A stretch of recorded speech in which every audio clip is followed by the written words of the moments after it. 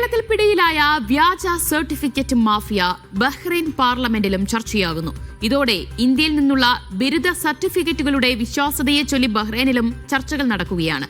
ഇന്ത്യയിൽ നിന്നുള്ളവരുടെ വിദ്യാഭ്യാസ യോഗ്യതകളുടെ ആധികാരികത പരിശോധിക്കാനായി പ്രത്യേക സർക്കാർ സമിതി രൂപീകരിക്കണമെന്നും MP-മാർ ആവശ്യപ്പെട്ടിട്ടുണ്ട്.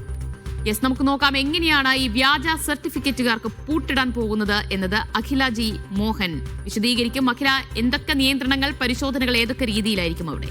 ദിവ്യ, കേരളത്തിലെ വ്യാജ സർട്ടിഫിക്കറ്റ് മാഫിയയുടെ വാർത്തകൾ പുറത്തു വന്നതിന് പിന്നാലെയാണ് ഇത്തരത്തിലൊരു തീരുമാനത്തിലേക്ക് ബഹ്റൈൻ കടന്നിരിക്കുന്നത്. എന്തൊക്കെയാണ് ബഹ്റൈന്റെ പുതിയ തീരുമാനമെന്ന് നമുക്ക് നോക്കാം. വ്യാജ സർട്ടിഫിക്കറ്റുകാർക്ക് പൂട്ടിടാനാണ് ബഹ്റൈൻ തീരുമാനിച്ചിരിക്കുന്നത്. ഇന്ത്യക്കാരുടെ ബിരുദം ഉൾപ്പെടെ ഇതിൽ സൂക്ഷ്മമായി പരിശോധിക്കാനാണ് ബഹ്റൈന്റെ തീരുമാനം. വ്യാജ സർട്ടിഫിക്കറ്റ് ഉപയോഗിച്ച് ജോലി തേടുന്നത് തടയണമെന്ന് MP-മാർ ആവശ്യപ്പെട്ടു.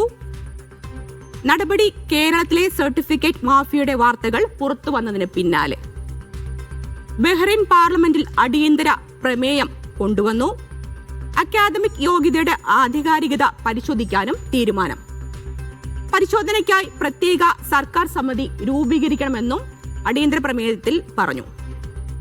ഇന്ത്യയിലെയും ബഹ്റൈനിലെയും ബന്ധപ്പെട്ട വകുപ്പുകളുമായി ഏകോപിപ്പിച്ചായിരിക്കും പ്രവർത്തനം. വ്യാജരേഖ സമർപ്പിച്ച് ജോലി നേടുന്നവർക്കെതിരെ കർശന നടപടിയെടുക്കാനും തീരുമാനമായി. അടിയന്തര പ്രമേയം അടുത്ത സമ്മേളനത്തിൽ ചർച്ചയാകും. വ്യാജ സർട്ടിഫിക്കറ്റ് മാഫിയ കേരള പോലീസിന്റെ പിടിയിലായത് ഈ മാസം ആദ്യത്തിലാണ്. ഇതാണ് ഈ വിഷയത്തിന്റെ ഒരു പശ്ചാത്തലം എന്ന് പറയുന്നത്. 22 സർവകലാശാലകളുടെ 1 ലക്ഷത്തോളം വ്യാജ സർട്ടിഫിക്കറ്റുകൾ കണ്ടെത്തി. 22 സർവകലാശാലകളുടെ 1 ലക്ഷത്തോളം വ്യാജ സർട്ടിഫിക്കറ്റുകളാണ് കണ്ടെത്തിയത്. 10 ലക്ഷത്തിലധികം പേർക്ക് വ്യാജ സർട്ടിഫിക്കറ്റ് ചെയ്തതായാണ് നിലവിലുള്ള സംശയം. ദിവ്യ.